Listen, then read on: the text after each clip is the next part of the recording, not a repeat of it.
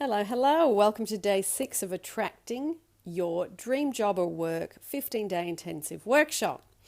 Now, today, I'm going to put again a couple of YouTubes down in the description for you to watch, and then you can come back to this video when you're ready. The second thing you're going to do is your 50 affirmations. They should start to be more memorable now, and hopefully you're starting to commit them to memory. Okay?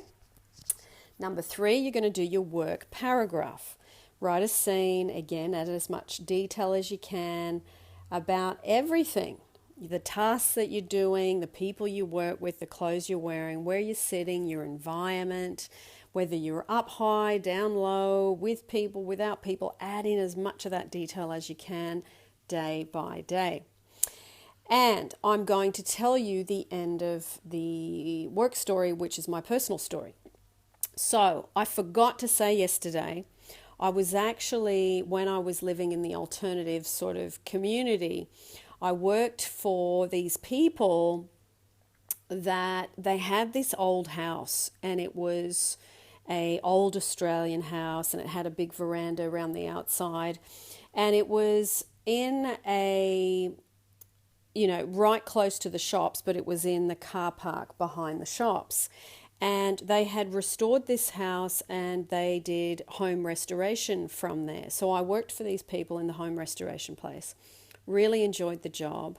I worked about 4 days, but I never could get paid. I would get paid half my wage, a couple $100, and then later in the week I'd get another couple $100. But my belief in, that I wasn't worthy of getting paid, and that when I did get paid, it was in dribs and drabs. I mean, it was almost like I was working volunteer and they just paid me when they could. So it was not ideal, but it was a photocopy of my beliefs and thoughts at that time. So that's when I went back down to Sydney, and I worked in a shop, and I felt trapped. I had preferred the restoration job work because it was much more interesting, but I needed something that was much more, obviously paid more regularly, and that I was making more money, because I was only earning about $450 a week. And in Australia, that's not a lot of money. You can't live off that in the city. So I was working in the big Westfield shopping centres, and I was just shop girl. I was serving customers, and I was, working 5 days a week, and I would spend the other 2 days recovering from that 5 days. And I was just in I think around my late 30s, probably late 30s, and I was really, my legs were really feeling it. I felt exhausted. I was unpacking lots of boxes, lifting heavy furniture, big vases, all this stuff, and I really wasn't enjoying it. And I just, for half an hour a day, because I really wanted to get out of there, I would sit with a little piece of paper and I would write and everything that I appreciated about this job as best I could. Remember that thing that we did, the blessing, in the first couple of days?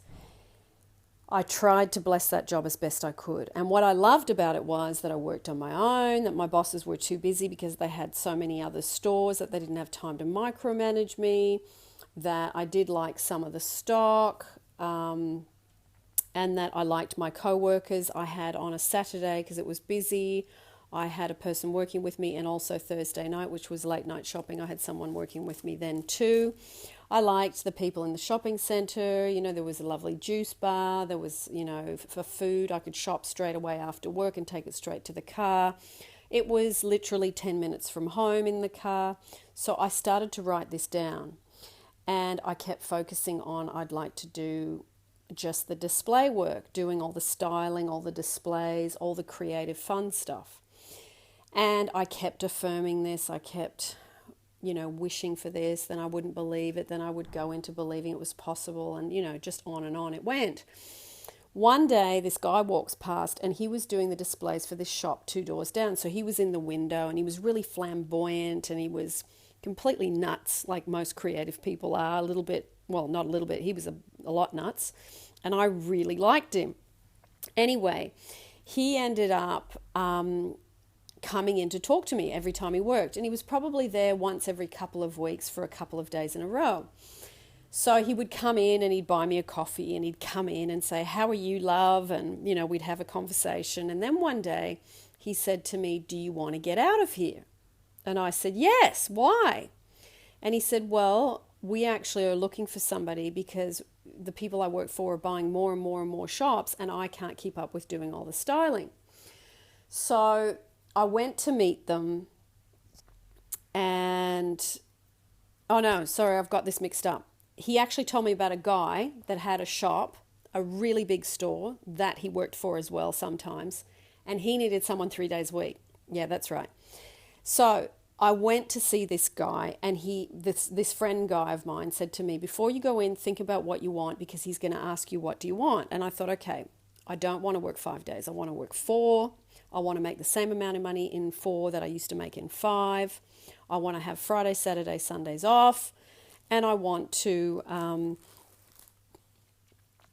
double my wage and make about, I think, $750 a week. So I was still hovering around the $450 a week. So this was like a $300 a week increase, which was really, really great. So I ended up getting that job. So I left this other job that I didn't like. This guy was beautiful to work for. He was really grateful. He was appreciative. I felt really a part of the team. It was lots of women my own age, and this guy that owned the business, and he had lots of different shops, and he had a shopping center in South Africa and lots of different other businesses. So he kind of trusted us and left us to our own devices. He hired me, yes, to do some sales, but I was the main, what you call, visual merchandiser, the one that does all the displays in the homeware store. So I did that job. I really enjoyed it. I was really happy being there because I'd come out of a breakup in a relationship, so I just needed to be somewhere easy, somewhere where I didn't have to think, and somewhere where if I needed to have a cry, I could go out in the back room, and I was working with a bunch of women, so it was fine. So I was there for 3 years, and then I felt the restlessness kicking in because I was in one room, I felt trapped, and I needed to get out. So again, I started saying I work half the hours for twice the pay, and I work creatively in different locations because I wanted to be out of that one room. So in the meantime, the shopping centre goes under renovation, and it puts all the shopkeepers in a bad position that the shoppers couldn't get in, and everybody lost business. In the end, after about 6 months, he had to close the shop that I worked in. Amazingly, he relocated all of us to a cooking shop. So then I went into this little tiny room that was about 1/5 the size of the room that I was in, and I started freaking out. I just thought, I got to get out of here. I got to get out of here. It was in a really dense part of Sydney, Australia. I felt even more trapped, even more suffocated, and I had to get out. So what I did was, as I walked from the car to the shopping centre to work every day, because I worked 4 days still, I kept saying goodbye to the neighbourhood.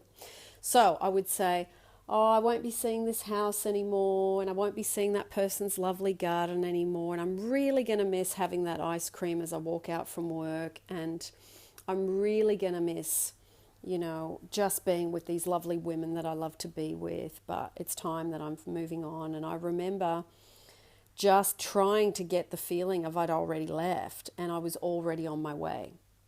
So the guy that had got me this job pops up again. I ring him one day because I'd heard he'd been in hospital, and we had a quick chat about that. But then he said to me, what are you doing? I said, "Well, I'm still working for George, the guy that you recommended 3 years ago." And he said, "Well, look, I'm working for these people. They're buying so many shops. I'm flat out trying to do all the displays. I've just hired one person. I need somebody else. Come and talk to me." So I went and saw him the next day. So he said to me, "How many days do you need to cover all your expenses?" And we worked out I only needed 2 because my hourly rate was doubling from $25 an hour to $50 an hour Australian. So therefore, I could work half the days. So I ended up never doing 2 days. I always ended up doing 4, and sometimes I did 5 when they were busy around Christmas and other times. So I was making a lot of money, between 1,600 and 2,000 Australian dollars a week, which was a lot of money even in Australia. But my body was shattered. I was moving furniture. I was working like a dog, and I was I could barely leave my flat on my days off. I was so exhausted. It was great for the first 6 months because I was on a high and I felt fantastic. I was going to different locations. I was doing creative work. I was getting paid well. And then my health started to crash and burn because I still had the belief you have to work hard for money. Okay. I was able to I finally cracked the not making much money into making money, but I was still dragging my old family belief of you have to work hard for money. So I'm going to leave it at that. I'm going to tell you part 3, which is the final part of my personal work story, in the next YouTube tomorrow, which is day 7. And I hope that you are continuing on reading your Wallace Wattles book because it is absolutely fantastic and you now probably can see how good it is. So lots of love to you. Leave you with that, and may you continue to be disciplined as you move into the last day of the first week. Lots of love.